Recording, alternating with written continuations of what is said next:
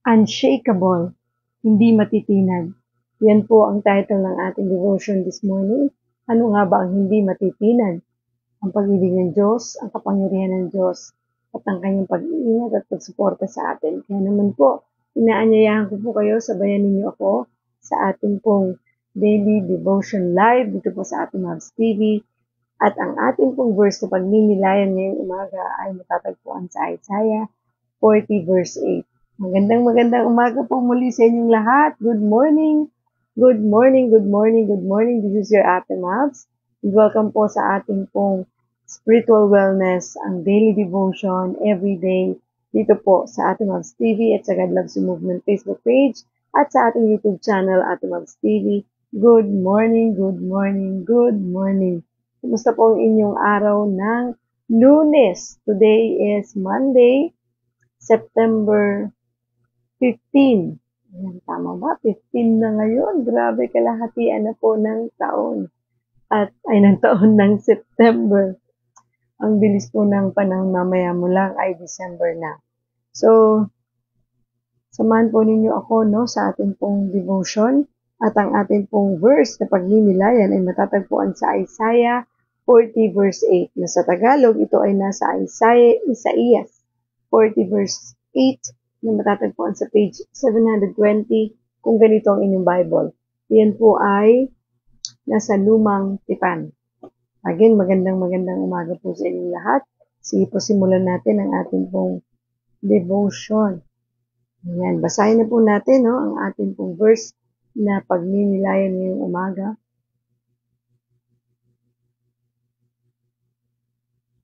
Ayan, nasa na siya.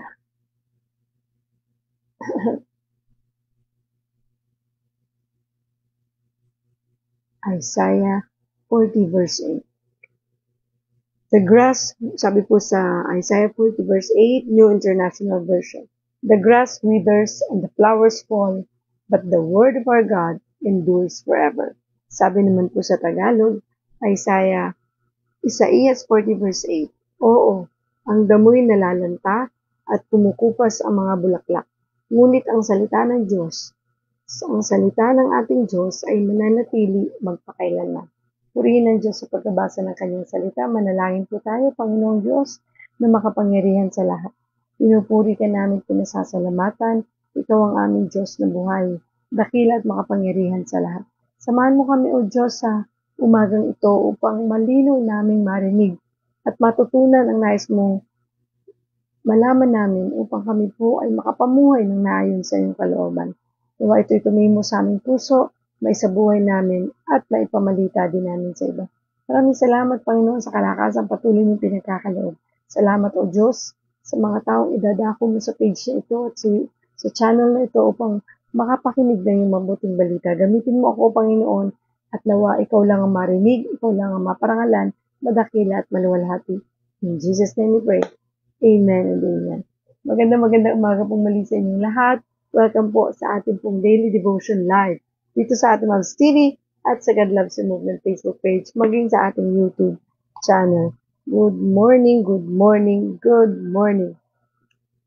Sige po, muli basahin natin ang ating pong verse for the day sa Isaiah 40 verse 8, New International Version. The grass withers and the flowers fall, but the word of our God endures forever. Sabi po sa Tagalog, Isaiah 40 verse 8, magandang balita, Biblia. Oo, ang damoy nalalanta at kumukupas ang mga bulaklak. Ngunit ang salita ng ating Diyos ay mananatili at magpakailanman. Purihin ng Diyos. Hallelujah. Napakaganda po ng ating pag-uusapan ngayong umaga. Talagang ito ay isang bagay na magpapatibay at magpapalakas sa ating pananampalataya para tayo magpatuloy sa ating paglilingkod sa Kanya. At huwag po kayong bibitiw hanggang matapos ng ating devotion. Maiksi lang naman po ito. So, simulan na po natin. Ang sabi po dito, ang title ng ating devotion ay Unshakable. Hindi matitinag. Hindi matitinag na Diyos. Hallelujah. So, Isaiah 40 is a chapter of comfort and hope. Kaya I suggest, again, basahin niyo ang buong chapter ng Isaiah 40 para mas maintindihan at malinawan tayo sa kabuuan ng ating pag-uusapan ngayon. So again, Isaiah 40 is a chapter of comfort and hope which kailangan natin lahat. It was written for a people living in the shadow of exile, weighed down by the consequences of sin and the fear of what lay ahead. Ito yung isinulat para sa mga tao, sa mga taga-Israel, na kung saan sila yung mga pinatapon, na sobrang dumanas ng mga iba't ibang consequences ng buhay at kasalanan, at yung takot, no, na ano ba yung naghihintay sa amin sa kinabukasan? Ano ba yung meron sa amin sa mga darating na panahon? Kasi hindi nila alam. Kaya punong-puno sila ng takot. But right from the beginning, in verse 1, God speaks words of reassurance. Comfort my people. Yan, sabi po yan sa Isaiah 40 verse 1. Yung sabi sa Tagalog, aliwin ninyo ang aking bayan, sabi ng Diyos. Aliwin ninyo sila. So, ang nais ng Panginoon ay makomfort, no, ang mga tao during that time. As the chapter unfolds, we see a beautiful tension. On one hand, we are reminded of the frailty of human life. All people are like grass, and all their faithfulness is like the flowers of the field. So sabi po sa verse 6, no? Magpahayag ka, ang sabi ng tinig. Ano ang ipapahayag ko? Tanong ko. Sumagot siya. Ipahayag mo ang lahat ng tao ay tulad ng damo. Ang kanyang buhay ay tulad lamang ng bulaklak sa parang. So, inihalin tulad ang buhay ng tao sa isang damo, no? At sa isang bulaklak. Kasi ano ba yung damo? Di ba sabi sa verse 8, ito ay nalalanta at kumukupas ang mga bulaklak. Pero ang salita ng ating Diyos ay mananatili magpakailanman. Kaya nga ito ang iniuutos, magpahayag tayo. Kahit anumang season, anumang panahon, ang salita ng Diyos kailanman na hindi magbabago. Hindi kukupas tulad ng bulaklak at hindi malalanta tulad ng damo. Life is fragile, sabi niya. Our efforts fade, seasons change, the things we build, rely on, or admire can crumble in an instant. Ang buhay ay parang babasagin, ano? Madali itong masira, mawala. Tulad din ng efforts natin, ng ating mga lakas, ng ating galing, lahat yan maglalaho. Diba? Kita nyo, no? Pagka nakakaedad na, dating kasiglahan mo, nawawala. Dating lakas mo, nanghihina ka na pag nagkakaedad. Ibig sabihin, nag-fade talaga eh. Kahit di mo gustuhin o iwasan, nangyayari po talaga. At kasama yan, no, sa season. And even seasons change. Mamaya mo, uulan, mamaya mo, tag-araw, di ba? Iba-iba yan, depende pa sa bansa kung nasaan ka. And the things we build, rely on, or admire, can crumble in an instant. And even yung mga pinundar natin, yung mga bagay na kung saan tayo nagre-rely, at yung mga bagay na gusto natin marating at maabot, diba? Pwedeng in an instant mawala yan, maglaho yan, or hindi matupad, diba? Kasi wala po talaga tayong control sa lahat ng mga bagay na yan. Lahat ng meron tayo sa mundong ito, again, is temporary.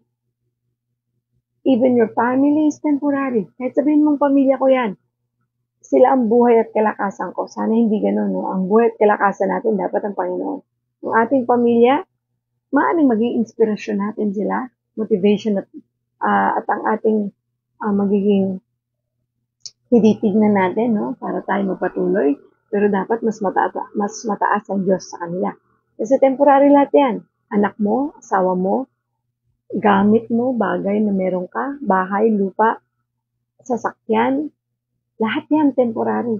Wala po yang permanente. Lahat yan pwedeng mawala, mag-fade. Lahat yan ay pwedeng maubos. Diba? Lahat yan ay pwedeng nating biglang po.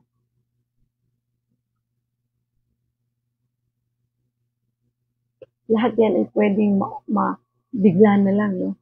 Mawala sa atin. Kaya huwag po tayong masyadong mag-rely sa mga bagay na meron dito sa mundo. Huwag tayong kumapit dyan. Huwag tayong umasa dyan. Huwag tayong magtiwala na dyan tayo nakakapit sa mundo. Sa mga meron sa mundo ito. Dahil wala po yang kasiguruhan. at talagang tunay na wala. Dahil yan po ay pwedeng mawala at maubos at maglaho na lamang. Yun po lagi nating tatandaan. Wala tayong ibang panghahawakan sa buhay na ito, kundi ang Panginoon. Kanyang salita, ang kanyang mga magagawa sa atin, at ang kanyang mga pangako. Ganun po ang dapat nating tandaan.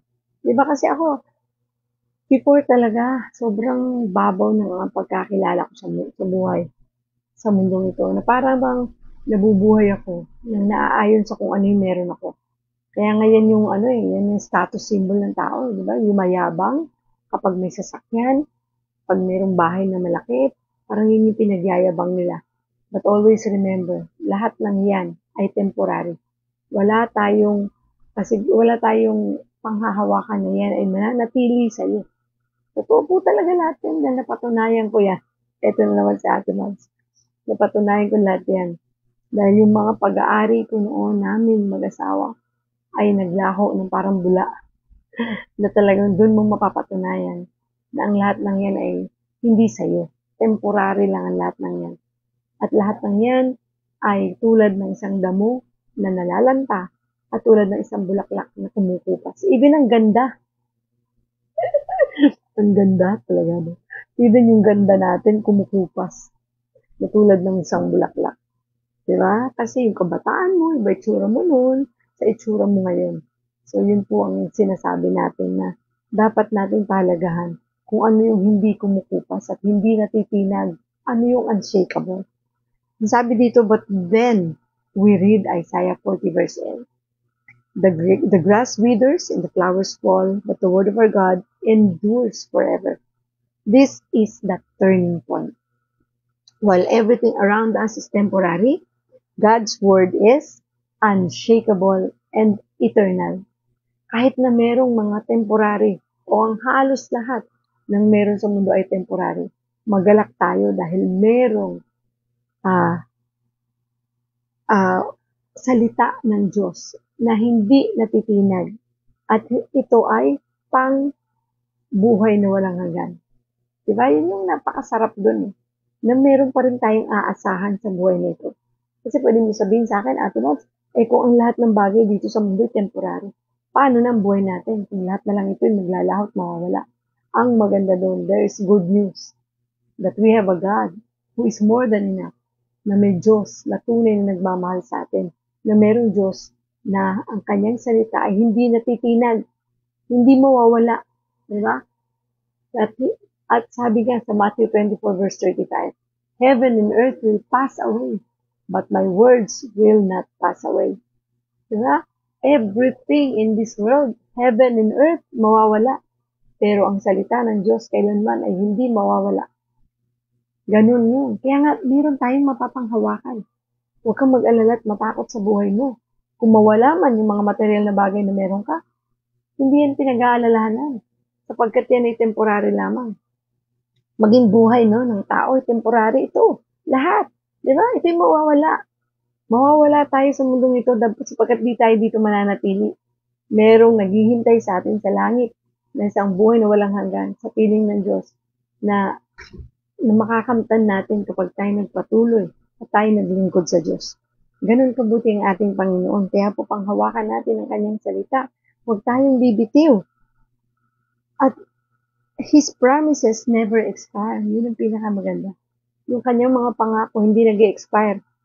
Hindi katulad ng mga pagkain. Lahat ng pagkain na mabibili mo sa supermarket na expiration date.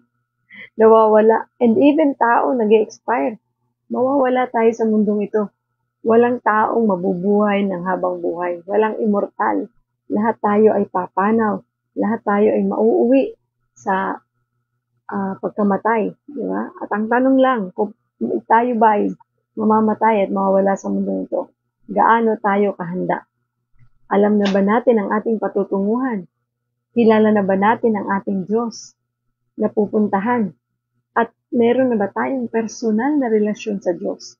Meron na ba tayong pagkakakilala sa Diyos? Kilala ba natin siya bilang Diyos at tunay nating tagapagligtas? Siya ba ang ating dinadakila? Siya ba ang naghahari sa ating puso?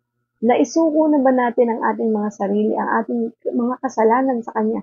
Pinagsisihan na ba natin ito? At inihingi ng tawad at tuluyan ng tinalikuran? Yun po yung mga bagay na dapat nating gawin, ano? And His truth never comes outdated. Di ba? Ang kanyang salita na matatagpuan sa Bible ay hindi kailanman naging outdated. Lagi yang updated, up to date, di ba? Hindi huli. Laging on time, laging tama, laging right timing. Kaya nga dapat binabasa. Di ba? Paano natin malalaman, matututunan ng kanyang mga salita kung hindi natin ito babasahin, kung hindi natin ito aalamin, pag-aaralan, pagninilayan, at tunay na isa sa buhay. Diba? Dapat merong kasamang ang bagay na ito ay dapat isa buhay natin. Kasi kung pakikinggan lang natin, aaralin natin, papasok dito, lalabas sa kabila, wala rin, di ba? Sabi nga ulit, di ba? Kahit basahin mo ang Bible ng cover to cover, kung hindi mo naman ito isa sa buhay at hindi mo hahayaan na ang Panginoon ang kumilos at magturo sa iyo ng kung anong nilalaman nito, lahat ito ay magiging baliwala.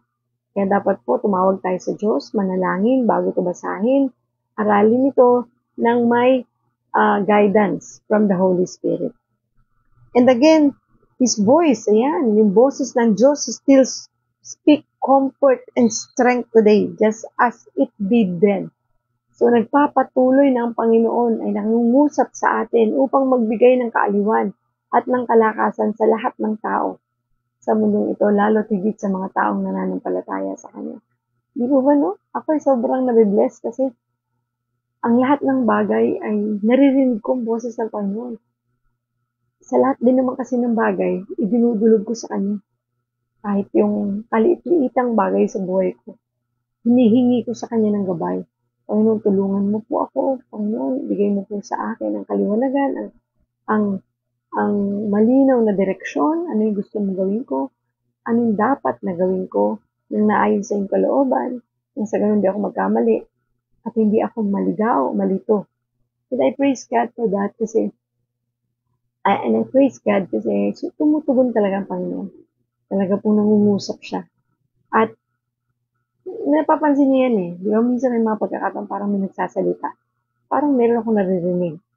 Basta't ito ay naayon sa kalooban ng Diyos, positibo at alam mo naman na hindi ka itinutulak sa maling gawain, sigurado po Holy Spirit yung nakikipag-usap sa inyo. Kasi alam na alam mo rin naman eh, kapag mali ang itinuturo, di ba? Pag mali ang ipinapagawa, tapos sobrang pabulong na akala mo eh, nagsusulsol o, di ba? Dapat ganito. Pero mga ganun, alam na alam mo pagkakaiba ng mensahe na nagmumula sa Diyos at mensahe nagmumula sa kaaway. Kasi kapag bagay na pinapagawa ka ng mali, masama, o makakapanakit ka ng kapwa, o makakapag-isip ka ng hindi maganda tungkol sa iyong kapwa, no, hindi sa Diyos yan. Lalo na kung tinatakot ka at binibigyan ka ng mga maling impormasyon na talagang sinasabihan ka ng ito ang gawin mo, pero alam mo naman na sa kabila ng isip mo, mali ito. Di ba? So, be aware sa mga ganyan. Dahil lagi mong uumpisahan sa panalangin, kahit na anumang bagay idudulog mo sa Diyos. Nang sa ganon, tama ang maririnig mo mula sa Holy Spirit. Good morning everyone! Good morning Ate Jinky, good morning Ate Lucy, good morning Ate Ella, good morning Kuya Isabel Cabrera, good morning to you. Good morning Ate Marilyn Bautista. Hindi ko lang nabasa yung mga names. So, anong sabi dito? Ang Panginoon at ang boses niya, kailanman din nagbago yan. Noon, ngayon, bukas, at magpasawalang hanggan. Siya yung Diyos natin, di ba? Nung Old Testament, nung New Testament, hanggang ngayon sa ating pong generation. Siya ang Diyos na hindi nagbabago, ang Diyos na walang katulad, ang Diyos na tunay na nagmamahal sa atin. Ang Diyos na walang ibang iniisip kundi ikaw at ako kung paano tayo tutulungan, paano tayo ilalayo sa samaan, sa kasalanan, kung paano kukulitin tayo, no? upang hindi tayo mapahamak. Ganun tayo kamahal ng Diyos eh. Parang talagang tatay na tatay sa atin. The chapter goes on to describe the greatness of God, the one who holds the oceans in His hand, who calls the stars by name, and who gives strength to the weary. Diba? Sa totoo, basahin niyo po yung buong chapter, ng chapter 40. Kasi ang daming magagandang salita na ating mababasa dito na makakapagbigay sa atin ng comfort and strength. Sabi lang dito, ito gusto ko ito yung chapter 40 verse 31. Ngunit muling lumalakas at sumisigla ang nagtitiwala kay Yahweh. Lilipad silang tulad ng mga agila. Sila'y tatakbo, ngunit hindi mapapagod. Sila'y lalakad, ngunit hindi manghihina. Ang sarap, no? Ang sarap na panghawakan yung sinasabi ng Diyos na ang mga anak ng Diyos na tunay na nagtitiwala sa Kanya ay tulad ng isang agila. Lilipad. Kita nyo naman kung paano lumipad ang agila. Di ba? Talagang full of confidence. At kaya niyang suungin maging ang mga bagyo. Hindi siya kayang ibagsak nito. At yung kanyang pakpak, pag talagang in-spread niya, wow! Kitang-kita mong sinasabi niyang kayang-kaya ko to. Ganon din tayo. Sa kahit na anong bagyo, problema na ating pagdadaanan, pag lumipad ka, isipin mo ang Panginoon ang kasama mo. Isipin mo hindi ka kayang ibagsak ng kahit na anong pagsubok, problema, sakit karamdaman dahil may Diyos na tunay na nag-iingat sa'yo, tunay na nagmamahal sa'yo, tunay na hindi ka iiwanan at hindi ka pababayaan sa kahit na anong pagdaanan mo sa buhay. Diba? Maging confident ka with the Lord because you know our God is a God of sovereignty. Diba? Siyang pinakamakapangyarihan sa lahat. Wala siyang katulad at walang hihigit sa kanyang kapangyarihan kahit na sino pa, kahit na ano pa. Kaya panghawakan natin yun sapagkat siyang Diyos na hindi natitinag. Ang kanyang salita ay hindi natitinag. Ang kanyang mga pangako ay hindi natitinag. Ganun kabuti ang ating Panginoon. Siya ang Diyos na naglikha ng langit at lupa. Diba? Tinawag niya ang mga stars by name. At siya din ang humawak nitong dagat, diba? Langit, lupa, sa lahat ang may likha nito sa iyo at sa akin. Ano ba ang hindi pa natin ipapagkatiwala sa Diyos kapag kaganon? Siyang nagbibigay ng lakas, ng kapangyarihan sa atin upang tayo'y makalaban sa mundo ito ng may katagumpayan. We are all victors. We're not victims. We are all warriors and not warriors, di ba? Ate Marilyn Morados, di ba? Yan lagi sinasabi ni Ate Marilyn sa atin. And because yun ang katotohanan. Because God is with us. And He loves us so much. So walang dapat ikatakot ha. Even temporaryong lahat ng meron sa mundong ito. Kung mag-alala, merong permanenteng Diyos. Na kailanman ay hindi ka iiwan, hindi ka pababayaan. Diba? I love you, Lord. Thank you, Jesus. At yung sinasabi ng Diyos na sila'y tatakbo, ngunit hindi mapapagod. Sarap siguro ng pakiramdam ng gano'n, ano? Kasi yun yung pagsunod mo sa Diyos. Yung pagtakbo na yun.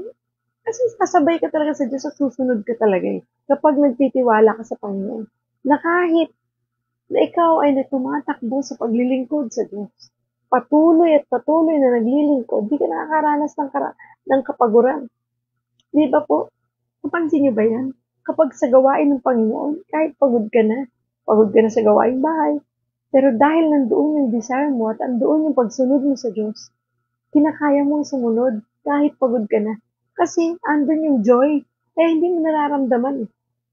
Andoon yung kagalakang nagmumula sa Diyos, kaya pag maglilingkod ka, masaya mo itong ginagawa with all your heart because you offer this to the Lord na siyang tunay na nagmamahal sa iyo. Diba po, no? Sa totoo, maraming tao nanonood ngayon naglilingkod sa Diyos. At tunay na mapapatunayan nila yan, mapapatotohanan nila yan, na ang paglilingkod sa Diyos hindi nakakapagod. At ang paglilingkod sa Diyos ay isang tunay na kagalakan sa atin. Nagbibigay ng kapayapaan sa atin. Nagbibigay ng lakas sa atin. Di ba? Kahit na tayo yung mga volunteer lang sa church, wala tayong bayad doon, hindi tayo binabayaran. Pero hindi tayo napapagod. Masaya tayong ginagawa ito. Bakit? Kanino ka nakatingin? Sa Diyos na tunay na nagmamahal sa atin. Na unang nagmahal sa atin. Diyos na tapat. Diyos na totoo. Diyos na buhay. Samantalang sa trabaho, napansin nyo, nabe-burn out kayo, napapagod, naiinip, di ba? Parang ayaw mo nang magpatuloy, lalo na pag Monday, nagpahinga ka kahapon, parang Monday na naman, natamad ako magtrabaho. Samantalang may sweldo ka doon, di ba? Pero dapat hindi ganun. Dapat sa lahat ng iyong ginagawa, do it all for the glory of God. Dapat nagtatrabaho ka, gawin mo itong ministeryo mo. Di ba, gawin mo ito bilang isang paglilingkod sa Diyos, nang sa ganun di mo din kapaguran. Gawin mo din itong as if nagtatrabaho ka for the Lord. Ganun din sa pagninegosyo mo. Nagninegosyo ka, napapagod ka, nababurnout ka, gawin mong lahat ng ito all for the glory of God. Maniwala ka, hindi mo kakapaguran yan. Every day you will be excited. You will be excited to go to your office, pumasok, magtrabaho, magnegosyo, mag-aral. Kung ikaw ay nag-aaral at estudyante ka, gawin mo na paglilingkod sa Diyos ang pag-aaral. Na tuwing papasok ka, huwag ka maiinis sa teacher mo. Gawin mo ito dahil mahal mo ang Diyos at mahal ka ng Panginoon. Di ba? Gawin mo ito bilang paglilingkod sa Kanya para hindi tayo mapagod. Ganun din ang mga nanay, no? Nasa bahay lang. Kasi nakakapagod maglaba, nakakapagod magluto, nakakapagod mamalengke, nakakapagod mag-alaga ng mga anak, lalo na kung maliliit pa ang mga anak mo. Gawin mo yan bilang paglilingkod sa Diyos. Gawin mo yan bilang alam mo nang ginagawa mo lahat ng ito para sa Panginoon. Ganun din kung nagbi-business ka, whatever business ang ginagawa mo, gawin mo ito bilang paglilingkod sa Diyos. Nang sa ganun, hindi mo makitang nakakapagod to, nakaka-burnout to, nakakainip to, nakakainis to. Diba? Kailangan alam mo na ang lahat ng bagay na ginagawa mo, all for the glory of God. Maniwala po kayo, hindi ka maiinis, hindi ka maiinip. Kahit nakakainis yung boss mo, kahit nakakainis yung mga katrabaho mo, hindi mo yun mararamdaman. Kasi ang focus mo, nakapokus sa Panginoon. Totoo po yan. Diba? Walang magiging kabagutan. Lahat exciting. Lahat masaya.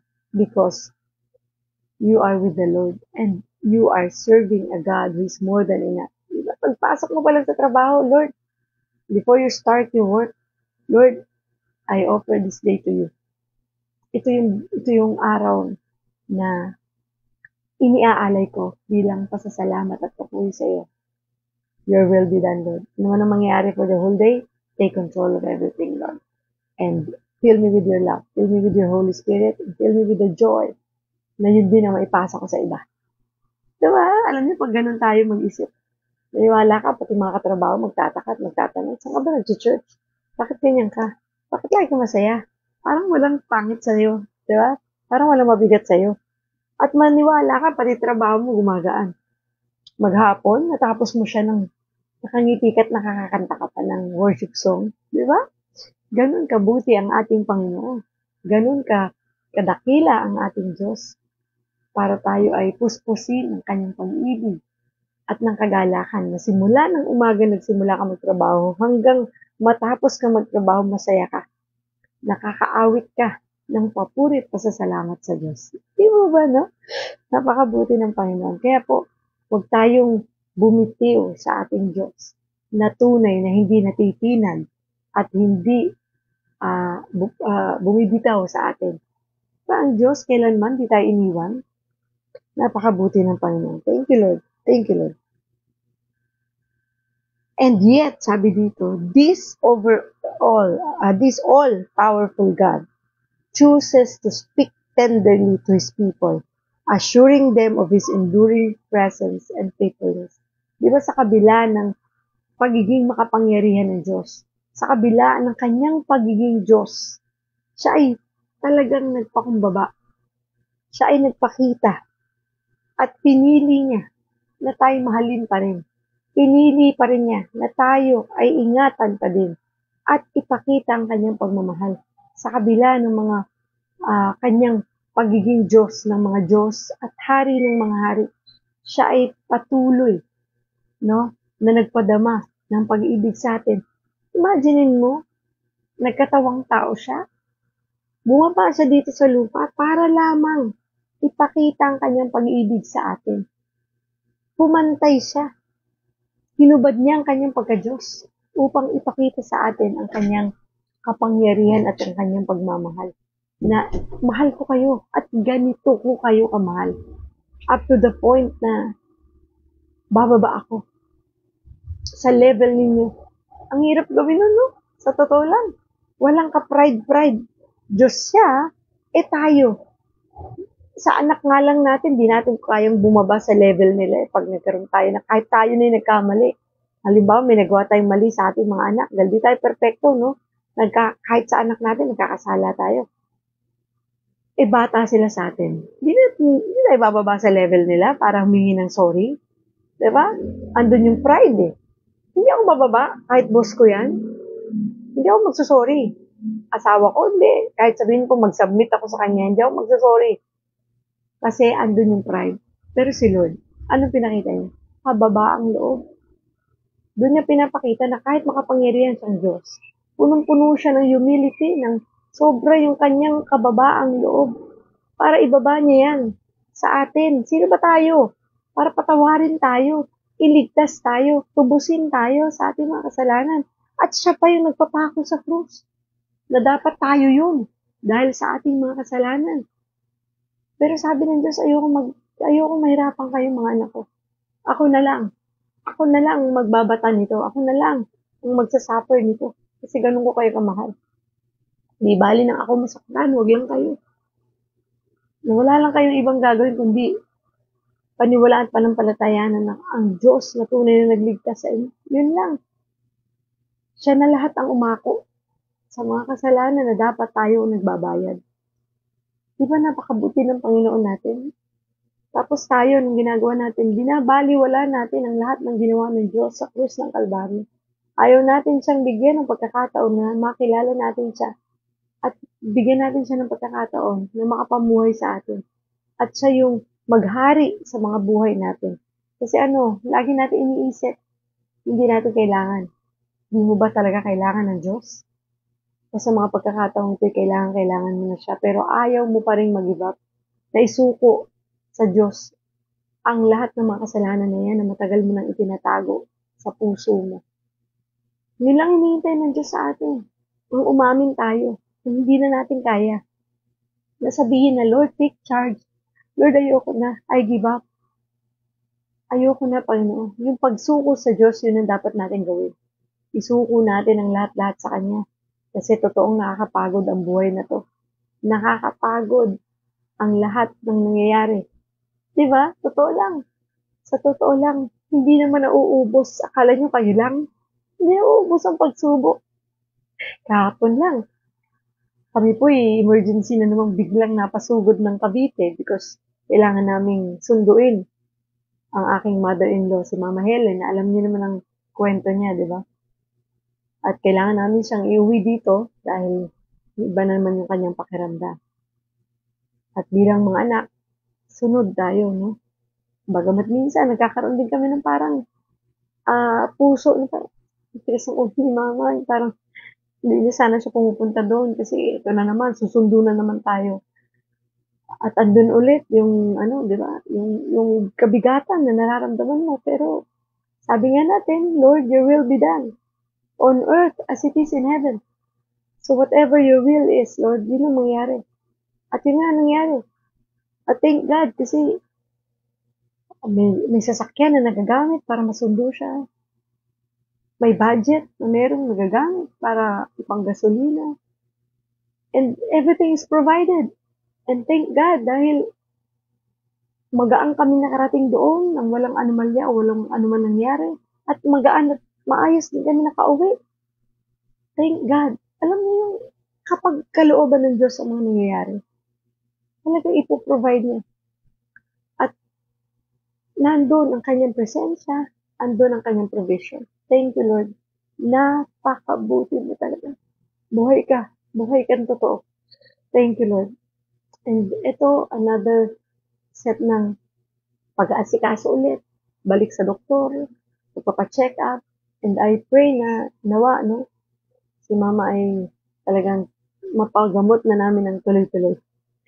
And salamat sa Panginoon sapagkat nandun palagi ang kanyang pagtulong talaga, ang pagbabawi. And I believe na tutulungan niya na muli ay mapagtagumpayan namin ang lahat ng ito because buhay ang Diyos natin. Tapat siya sa kanyang mga pangako. Thank you, Lord. Thank you, Jesus. Kasi dito, ina-assure tayo ng Lord ng kanyang enduring presence and faithfulness. Napaka-faithful ni Lord. Tayo nga ang hindi faithful eh. Di ba? Tayo nga yung nagdududa. Tayo nga yung minsan maatras kasi parang kaya ba yun? Nangyayari ba yun? Hindi. Tuloy lang. Diretso lang. And always listen to the Lord. Ang Diyos ay lagi mangungusap. Lagi niyang sasabihin ano yung gagawin mo at paano mo ito gagawin. Po-provide naman talaga niya lahat. And I thank God and I praise God for that. All glory to our God. So when life feels unstable, remember this. God's word is not like grass that fades. It's like a rock that never moves. And it will carry you through whatever season you face. So yun po ang tandaan natin ha. Ang ating Diyos ay hindi po tulad ng damo. Ang kanyang salita ay hindi tulad ng damo na nalalanta at bulaklak na kumukupas, kundi siya ay isang tulad ng bato, isang rock na hindi matitinag, isang napakalaking rock na hindi kayang itulak, hindi kayang tanggalin, hindi kayang i-move because He is unshakable, immovable. At siya ang Diyos na kaya tayong buhatin, no? Kaya tayong dalhin, kaya tayong tulungan, kaya tayong i-comfort, kaya tayong bigyan ng kalakasan, kaya tayong bigyan ng buhay na walang hanggan. Diyos na hindi nagbabago. He's the Alpha and the Omega. Siya ang simula at ang wakas. Ang Diyos na hindi natitinag. Kaya nga po, wala tayong mga kapitan kundi ang kanyang salita. Kung hindi ka pa kumakapit sa Diyos na tunay na nagmamahal sa atin, Diyos na tunay na hindi tayo iiwan at hindi tayo pababayaan. Ito na ang panahon na dapat tayong kumapit sa Diyos na nagmamahal sa ating lahat. Napakabuti ng Panginoon. Manalangin po tayo. Panginoong Diyos na makapangyarihan sa lahat. Thank you. Thank you for this message, Lord. Napakabuti mo, Panginoon. Tunay, O Diyos, na iyong salita ay hindi kailanman mawawala, hindi kailanman mag-fade, hindi kailanman malalanta, at hindi kukupas, Panginoon. Maraming salamat po. Tunay, O Diyos, buhay ka. Thank you sa paggabay. Thank you sa pag-iingat.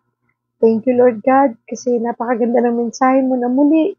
Pinapakita mo na ikaw ang Diyos na kailanman ay hindi natitinag. Na tulad ka ng isang bato na pwede naming sandalan, pwede naming iyakan, pwede naming lapitan, at Diyos na palaging nakakaunawa, Diyos na palaging nagpapatawad sa lahat ng mga kasalanan namin kahit minsan nauulit namin, pero lagi kang handa at bukas ang iyong palad, ang iyong puso upang tanggapin kami muli. Maraming salamat, Lord, sa pangunawa. Tulungan mo kami, Panginoon, na bagamat itong mundong ito ay sobrang napakabilis na mga pangyayari at ang lahat ng narito ay temporary, Lord. Tulungan mo kami, Panginoon, na patuloy kami na makasunod sa iyong kalooban, na ang binibuild naming buhay dito sa mundo ay eternal because of your presence, Lord.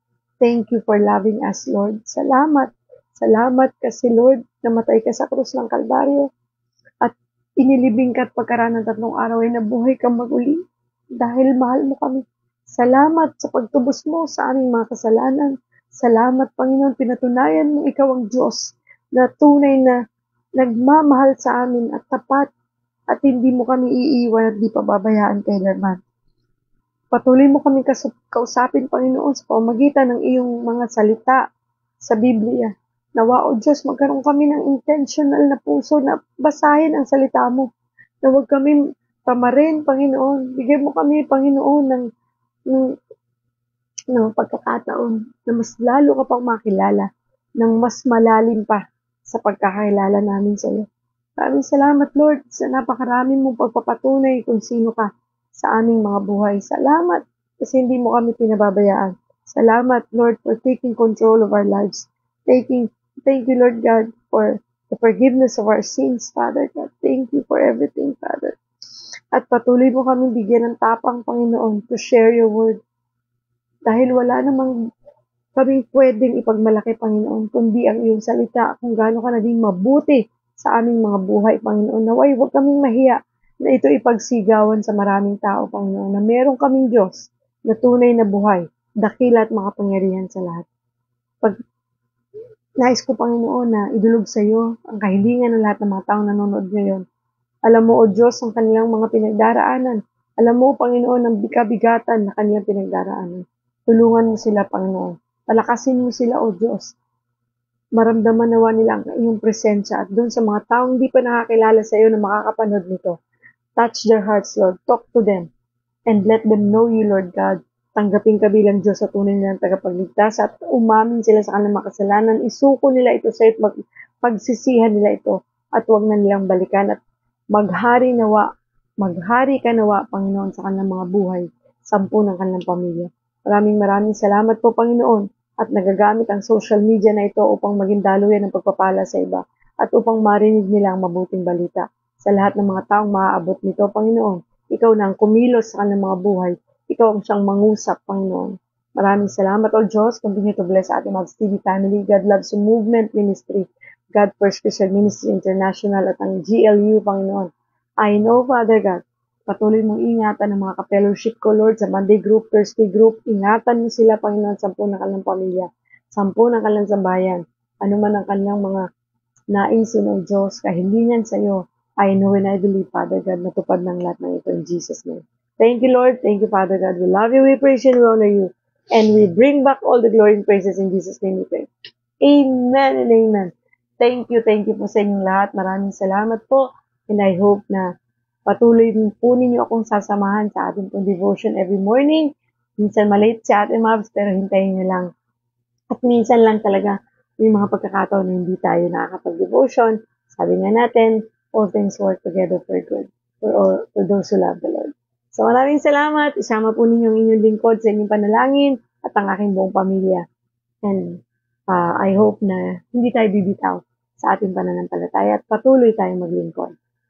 Sa mga hindi pa po nakafollow sa ating Mavs TV at sa God Loves You Movement Facebook page, ay mag-follow na po kayo. At kung hindi pa po kayo nakasubscribe sa ating YouTube, mag-subscribe naman po kayo. Nang sa ganon, kapag kailangan nyo ang mga videos natin, nandun din po yan sa YouTube at pwede nyo i-share sa inyong mga mahal sa buhay. God bless everyone! See you all again tomorrow. Sama niyo po kaming lagi sa inyong panalangin. God loves you! Mahal na mahal po tayo ng Diyos.